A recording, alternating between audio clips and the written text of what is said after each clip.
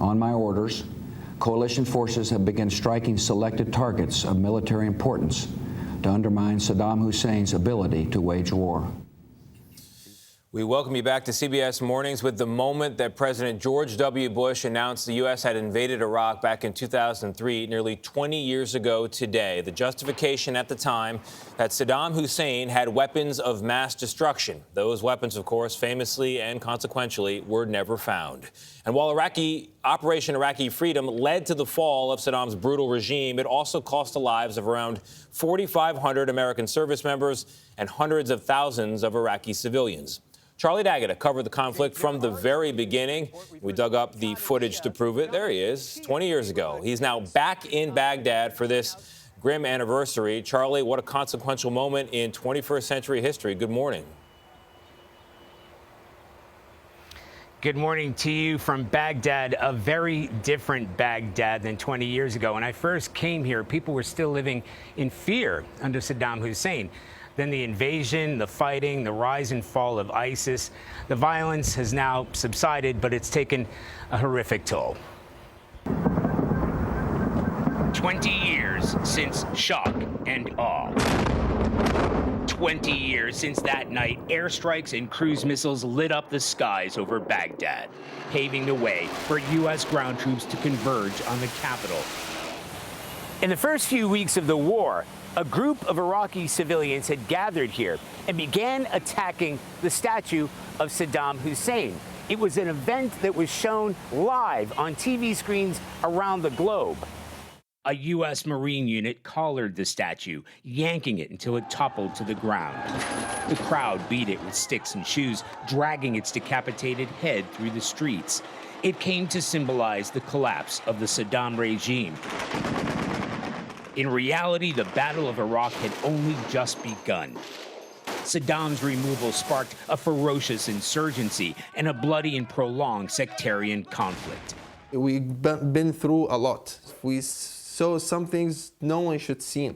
We lived days no one should live. Ahmed al-Jabouri was 13 years old when the country was invaded. His wife, Muja, was 9. What was it like here? We were looking for something better. We are looking for a brighter future at that time. For hope. For a hope, exactly. Hope soon turned to despair. One day, it's very affected me that I opened the door waiting for my friend to come to go to school, and I found 2 kids, maybe 4 or 5 years old, in front of our house. The bodies of 2 children. The bodies of 2 children. Muja experienced similar horror. My mom was taking me to school. She said, "We saw dogs eating the dead bodies. I will never forget that in my life." Kidnappings and bombings became a daily occurrence. So I still remember the shouting and the screaming and the fire and the smoke everywhere. Today, the city may feel more secure, but the couple does not. I'm waiting for the next thing to happen. Really? Really. Every day you wake up in the morning and you expect the worst. Every single day. Yet, they're determined to stay here. They're expecting their first baby in September. In today's Baghdad, the marketplaces are bustling. Most of the concrete blast walls and barbed wire are gone. Iraqis tell us they're determined to put the country's troubled, bloody history behind them. We spoke with U.S. Ambassador to Iraq, Alina Romanowski, who's on a visit to Washington, D.C. There's still much more that all of us could be doing, but I think we're on a cautiously optimistic path. What's working now that hasn't been working in the past? Well, I think there are a number of things that are working now. First of all, I think you have a government that is committed to improving the lives and the services for Iraqi people. I think also it is a government that is very clearly interested in building a future for Iraq. After so much bloodshed and chaos, it may take years to build that future for Iraq. But 2 decades after the invasion that upended this country, there is finally hope that they can. Now, there are some serious challenges ahead. Iran's influence continues to be a problem, and 2,500 U.S. troops still remain here.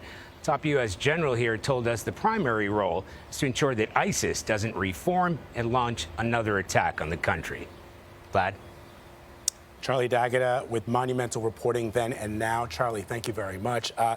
As Charlie points out, there's so many seminal moments from that time. First beginning with Colin Powell appearing before the UN in February of 2003, making the case for those weapons of mass destruction. The images that we saw of Saddam's decapitated head, the statue being beaten with the shoes. And then in December of 2003, finding him in that hole just 9 miles outside of Tikrit, his hometown, and pulling him out of that hole. I know, but shaky intelligence is a pretty bad thing to risk the lives of hundreds of thousands of civilians and 4,500 American servicemen who volunteered to go over there and fight. I think about their families today. I do too. I keep thinking about the numbers, and it's always more than behind all those numbers are real people. Yeah. Right. And it's always we need stories like that to remind us. And I think about the couple that he just did, where he said, "Every day you wake up expecting the worst." Yeah. Imagine having to live like that. Right. Exactly. And carry on. All right, Very Charlie. well done, Charlie. Yeah, Charlie in Very Baghdad. well Thank done. you again.